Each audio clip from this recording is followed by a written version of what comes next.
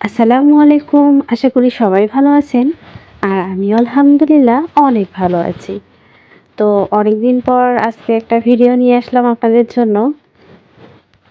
আর এই যে দেখুন আমার ডায়ান্থাস গাছ থেকে কেঁচি দিয়ে ফুল কেটে নিচ্ছে মানে আমার ভাগ্নি, যার আজকে হবে মেহেন্দি উৎসব, কালকে হবে আম হলুদ সন্ধ্যা। তো ও নিজেই ফুল তুলতে এসেছে। আমাদের গাছগুলো যেহেতু ফুলে একদম ভরে রয়েছে, তাই ও বলল যে আমি এরকম ফুল দিয়েই সাজবো। তো নিজেই ফুল চুজ করেই ফুল হারভেস্ট করতেছে। তো আমার গাঁদা গাছে গাঁদা ফুল, ডায়ান্থাস গাছ, চন্দ্রমল্লিকা গাছ, জিনিয়া গাছ সবগুলোতেই ফুল রয়েছে। তবে জিনিয়া গাছের ফুলগুলো একটু কালার চেঞ্জ হয়ে গিয়েছে। আর ডায়ান্থাস তো রেগুলার ফুটতেই আছে, আবার নষ্ট হয়ে যাচ্ছে। তবে চন্দ্রমল্লিকার সাদা ফুলটা কিন্তু দেখতে মাশাআল্লাহ অনেক সুন্দর। শুধু আমার এখান থেকেই নয়, আমার বড় জায়ের ওখানেও অনেক ফুল ফুটেছে সেখান থেকে, এবং আরও একটা বাসা থেকেও ফুল নিয়েছে। কারণ একজনের ফুল দিয়ে তো আর সাজা হবে না, যেহেতু মেহেন্দি অনুষ্ঠানে মাথায়, হাতে, গলায় দিতে হবে। আর এরকম একদম গাছ থেকে ফুল হারভেস্ট করে গায়ে দেওয়ার একটা অন্যরকম আনন্দ, মানে একদম অরিজিনাল যে একটা সুঘ্রাণ, সেটা এই ফুল থেকে পাওয়া যায়। তো এই যে এখান থেকে এরকম ফুলগুলো নিয়েছে।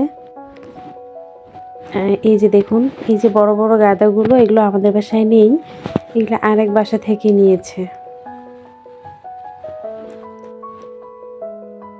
তো আমরা সবাই মিলে ফুলগুলো দিয়ে এখন মালা গেঁথে রাখতেছি।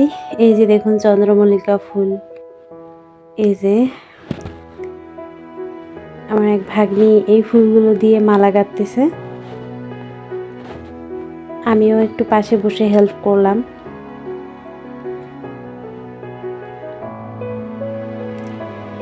আমি যেহেতু গার্ডেনিং ভিডিও করি, তো সেখানে আসলে বিয়েবাড়ির ভিডিওটা দেওয়া ঠিক নয়। তবে তারপরও আসলে আমাদের গার্ডেনের ফুল দিয়েই তো কাজ হচ্ছে, তাই ভাবলাম আপনাদের সঙ্গে একটু শেয়ার করি। আর ভিডিওটা সেই জানুয়ারি মাসের 10 তারিখের আগে, মানে আজকে হচ্ছে 8 তারিখের ভিডিও, এগুলো আমি করেছি। তবে বিয়ে খাওয়া শেষে বাসায় এসে অনেক দিন কাটিয়ে ফেলেছি, কিন্তু আসলে ভিডিওটা এডিটিং করার অবহেলায় আসলে ভিডিওটা আপনাদের সঙ্গে শেয়ার করা হয়নি। তাই আজকে ভাবলাম যে আপনাদের সঙ্গে শেয়ার করি। তো এই যে বউকে ফুল দিয়ে মাথায় এবং গলায়, হাতে পরিয়ে এখন মেহেন্দি দেওয়া হচ্ছে। তো পাশে দুজন মেহেন্দি দিচ্ছে, দুটোই ভাগ্নি আর ভাস্তি। আর মেহেন্দি পড়তেছে, মানে বউ হচ্ছে আমার ভাগ্নি, আমার বড় ননদের ছোট মেয়ে। তো যাই হোক, ওরা দুজন দুই হাতে এক পাশে করে মেহেন্দি পরানোর পর আমি আর এক হাতে মেহেন্দি পরিয়েছি, সেটাও আপনাদের সঙ্গে শেয়ার করবো একটু পরে। দাঁড়ান। মেহেন্দি অনুষ্ঠান যেহেতু, তাই পিচ্চি বাহিনীগুলোর আনাগোনা এবং পাশে বসার ইয়াগুলোই বেশি ইচ্ছা। এই যে পাশে আমার ভাগ্নি, মানে বড় ভাগ্নির মেয়ে, মানে সম্পর্কে আমার নাতনি হবে। তো যাই হোক, ও আমাকে আসলে নানি বলে ডাকে না, ও আমাকে আপু বলে ডাকে। আর এই যে এই দিকে মেহেন্দিটা আমি পরিয়েছি, খুব বেশি ভালো পারি না, তবে যতটুকু পেরেছি ভালো করার চেষ্টা করেছি আর কি। খুব তাড়াহুড়ো করে পরিয়েছি, কারণ খুব ঠান্ডা, আর এই ঠান্ডার মধ্যে মেহেদি পরে থাকা এবং পরানো খুবই কষ্টকর, মানে এত ঠান্ডা লাগে।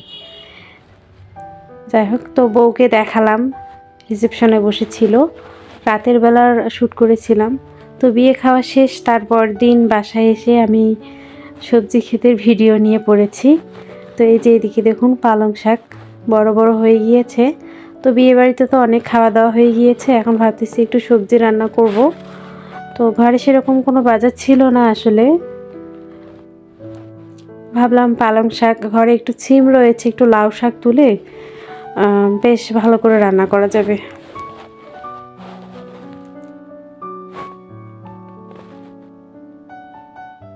গাছে বেগুন তো অলরেডি খাওয়া হয়ে গিয়েছে, আর গাছে আবারও 3টে বেগুন রেডি হচ্ছে।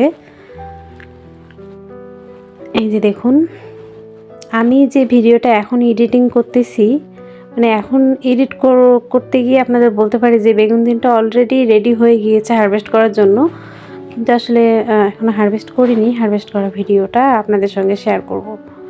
তো এই যে দেখুন, শাকগুলো আমি অলরেডি তুলে নিয়েছি। পালং শাক এবং অন্যান্য টবে যে লাল শাক ছিল সেগুলো তুলে নিয়েছি। এই যে দেখুন, এখানে লাল শাক ছিল লাউ শাকের মানে লাউ গাছের গোড়ায়, সেখান থেকে তুলে নিয়েছি। আর এখানে যে একটা বড় পালং শাকের গাছ ছিল সেখান থেকেও তুলে নিয়েছি। আর এইখানে পালং শাক ছিল। আরও কয়েকটা টবে গাছ ছোট ছোট ছিল শাকের গাছ, তো সেগুলো আমি তুলে নিয়েছি। আর শীতকালে প্রত্যেকটা গাছে একদম ধুলোর আস্তর পড়ে গিয়েছে, দেখতে কেমন যেন ধূসর টাইপের লাগতেছে। আর কুমড়ো গাছে দেখুন কত সুন্দর ফুল, প্রত্যেক দিনই প্রায় একটা করে ফুল ফুটেই যাচ্ছে, কিন্তু একটা করে ফুলের তো আর বড়া করা যায় না, তাই ফুলগুলো আমি আর হারভেস্ট করি না। তো যাই হোক, আমার ভিডিওগুলো যদি আপনাদের ভালো লেগে থাকে তাহলে প্লিজ নতুন বন্ধুরা সাবস্ক্রাইব করবেন, আর পুরাতন বন্ধুদের পাশে থাকার জন্য ধন্যবাদ। আর পারলে কমেন্ট করে জানাবেন ভিডিওগুলো কেমন হচ্ছে। সবাই আমার জন্য দোয়া করবেন। আর এই যে এই গাছে ফুল তো অনর্গল ফুটেই যাচ্ছে শীতকালেও। তো সবাই দোয়া করবেন, ভালো থাকবেন।